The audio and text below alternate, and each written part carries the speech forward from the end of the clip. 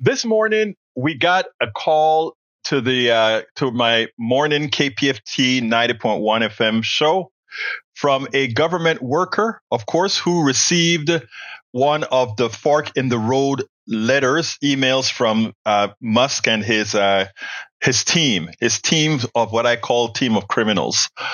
But what she said is that there's a whole lot of these emails that are pretty much harassing type emails to attempt to demoralize the workers, etc.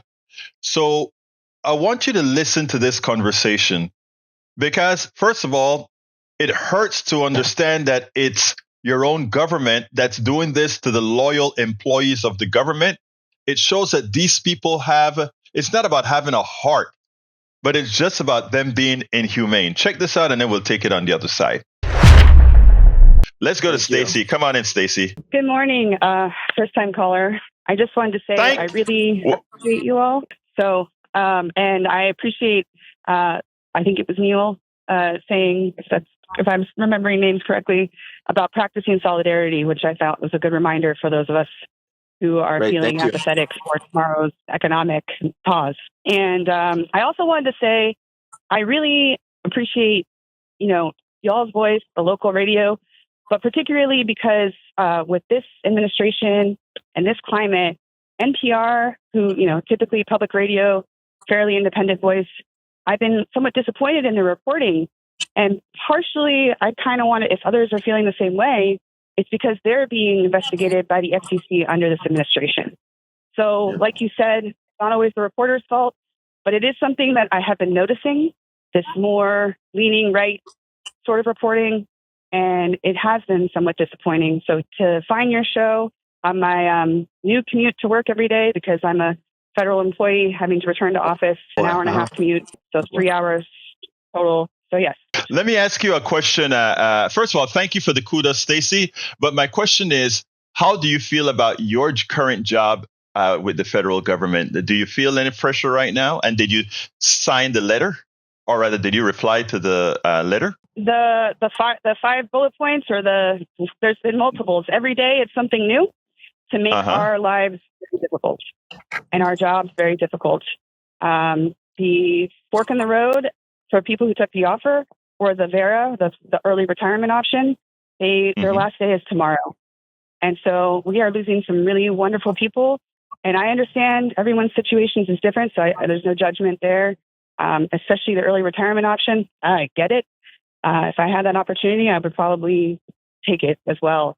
But it's difficult. It's been hard every day. And the unfortunate thing is they're trying to demoralize us, and it's working. They're stopping purchase cards. So while we're returning to office, we're no longer allowed to make purchases to, better our office environment. So that means chairs, desks, things like that.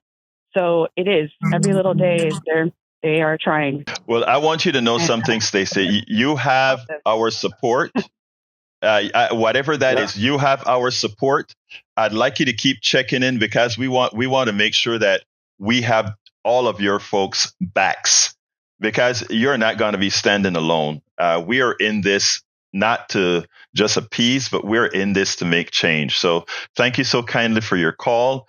Thank you for what you're doing for us as a government employee. I revere teachers. I revere our government employees because you make this society function. Thank you so kindly, sister. Thank you. Yes, for trying. We care. We're trying for you all, for the American people. Absolutely. We know that. We know that. Those of us here know that. You have a wonderful rest of your day. Thank you. You too. Bye-bye. Now, there are two things that I'm happy first.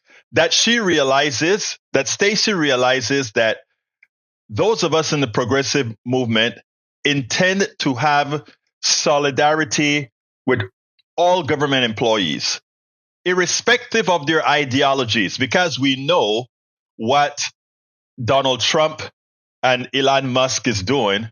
We understand what they're doing. And I want the rest of America to understand this is all a distraction, but it's a distraction with a purpose.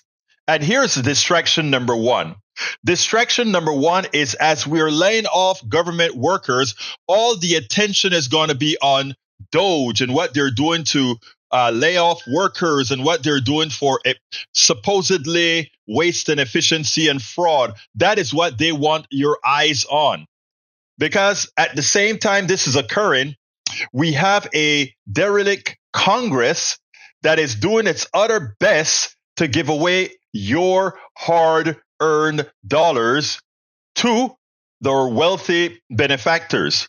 So they don't want you in the mix. They don't want you calling your congressperson. They want you calling your congressperson about your friend and your auntie that's getting laid off, etc. It's not that it's going to help, but they want your focus somewhere else as they continue to figure out how they're going to pilfer your Medicaid and other governmental programs, other support programs, other one of these. So they want your eyes off of the ball. The second thing is they want to have those remaining employees that work for the federal government. They want those people to be fearful. They want them to think every time they're going to work, make sure no matter what you do is always in loyalty to the Trump administration. Because you know what? These guys came in just like Ronald Reagan came in and laid off Patco. That is a airline pilot, the air traffic controllers back in I believe it was 1981, if I remember correctly. Just like he came in and to hell with it, he just laid a whole bunch of folks for the FAA off. That is what Trump wants to imply, but he wants to do it to a greater degree to institute that fear in government employees. Don't let it work. Don't let it work.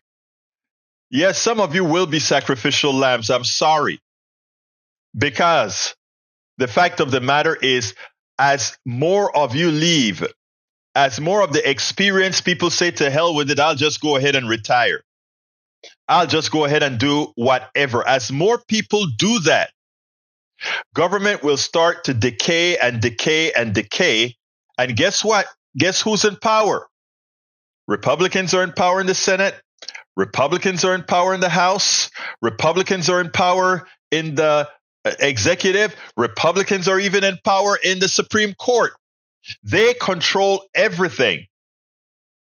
And if progressives remind folks, the first 2 years of the Biden administration, in as much as it wasn't the best for progressives, we got a lot more than we've gotten from any president since Ronald Reagan with regards to the policies that were set up and instituted.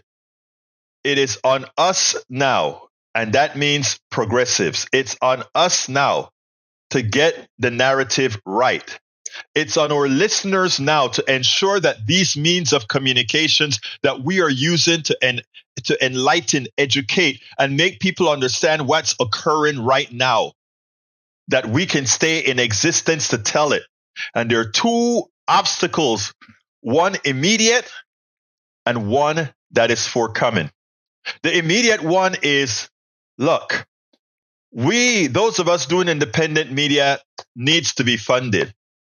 So therefore, if you are watching us on YouTube, join at whatever level you can, because we have to do this. We have to be able to keep up.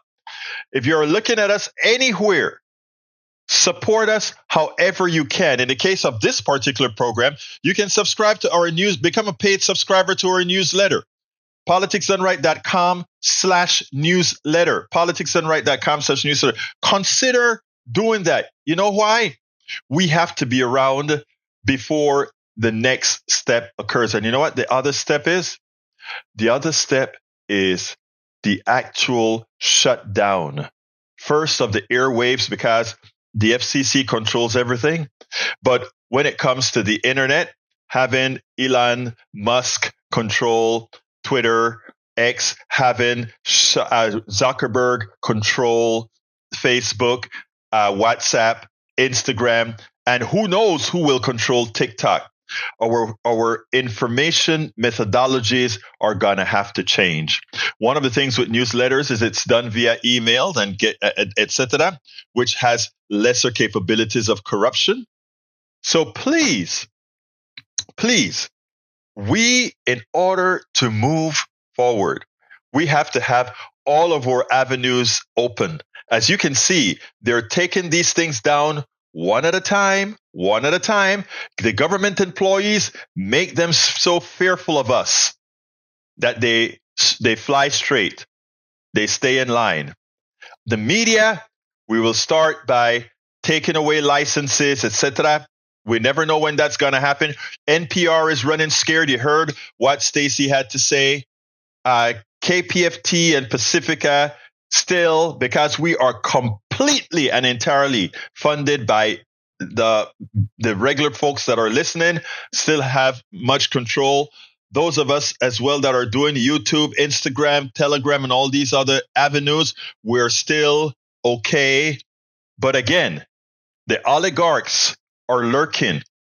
The oligarchs are lurking. Bezos now says he will control the editorial page, and you can only speak about free markets and freedom. What that means is you can only speak about oligarchic free markets and oligarchic freedom. Folks, let's not wait till it's too late. Let's make sure that we share this with our friends, make sure that we have the right narratives, make sure that we support these networks, make sure that we share, support, fund, all these things put together. The independent media is all we've got now. If you watch the press conference a few days ago with Donald Trump, it's clear the mainstream media has already been captured. We spend a lot of time deconstructing the news, trying to parse it into a form that everybody can understand. We try to find those little nitpicks where it flies above the fray, etc.